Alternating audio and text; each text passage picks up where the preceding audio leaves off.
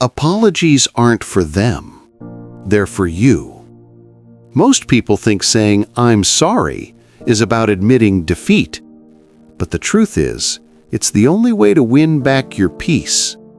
Not the world's approval, not someone's forgiveness, just peace. The kind that sits quietly in your chest long after the shouting stops. You see, there's a strange kind of pride that lives inside all of us. It convinces us that to admit fault is to lose power. But what if it's the other way around? What if the moment you say, "I was wrong," is the moment you finally become free? Stay with me till the end of this story, because once you hear what happened to Daniel, you'll understand why the hardest words to say are also the ones that save us. Daniel was a man who always needed to be right, not out of arrogance, but fear. Fear that if he was wrong, people would see through him, that behind the confident voice and quick answers, there was just, well, a man trying not to fall apart. He ran a small architecture firm in the city.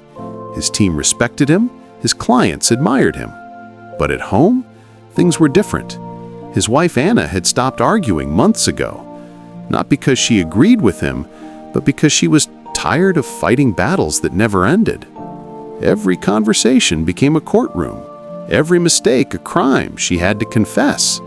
And Daniel? He thought silence meant he was winning. One night, Daniel came home late, rain dripping from his coat, his phone buzzing with missed calls. Anna was sitting at the table, an untouched dinner gone cold. She said, "You forgot. You forgot it was my father's memorial." Daniel froze. He had promised to go with her. But work had run late, and then he just didn't want to face the emotions of the day. She said again, voice trembling, "I told you this morning. You said you would be there." And Daniel, with all his defenses, reached for the first shield he knew, logic. "Anna, I've had a long day. You know I've been under pressure. I can't be blamed for forgetting every single—" Her eyes met his, not angry, just empty.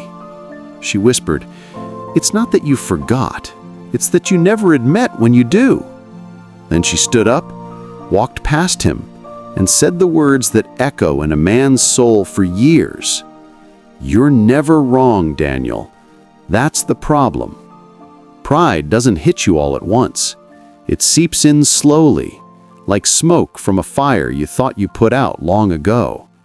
In the days that followed, Daniel convinced himself she was overreacting. He told himself he'd make it up to her later. But later never comes when your heart's locked behind walls of ego. Weeks passed. She spoke less. He stayed later at work. And the space between them grew into something that no words could cross. It was a Tuesday morning when Daniel's phone rang. Unknown number, a nurse's voice. Anna had been in an accident. Not fatal, but serious. The world slowed down. Suddenly, every argument felt meaningless. Every "I told you so" turned to ash in his mouth. When he arrived at the hospital, she was lying there, pale, fragile, her hand hooked to a line, her breathing steady but weak. He sat by her bed. For the first time in years, Daniel had nothing to say.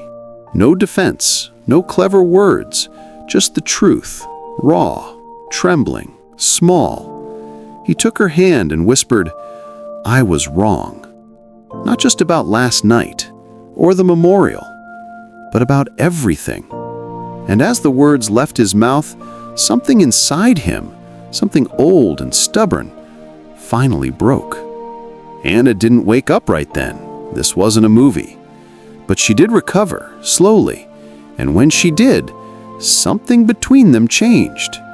Because that one moment of truth, that single act of humility, had reopened a door that pride had sealed shut. In time, they talked again, not about who was right or wrong, but about how both of them had stopped trying to understand each other. Daniel started to see that apologies aren't about blame. They're about connection, about saying, "I value this more than my ego." Years later, Daniel stood at a park bench, the morning sun brushing the world awake. A young couple nearby was arguing, voices sharp, pride on both sides. He smiled sadly, because he knew that dance all too well. He wanted to tell them, "Don't wait for life to remind you how fragile everything is. Say you were wrong while there's still someone listening." But instead, he just watched the light filter through the trees and whispered to himself, "I was wrong. And that's how I became right. With myself." Most people think apologies are for the weak, but only the strong can look at their own reflection and say, "I hurt someone I love, and I want to do better." Saying "I was wrong" isn't about lowering yourself. It's about raising the truth above your ego. Remember this, an apology doesn't change the past. It cleans the window to the future. If this story opens something inside you, don't subscribe for more videos. Subscribe because you seek truth, the kind that heals your soul.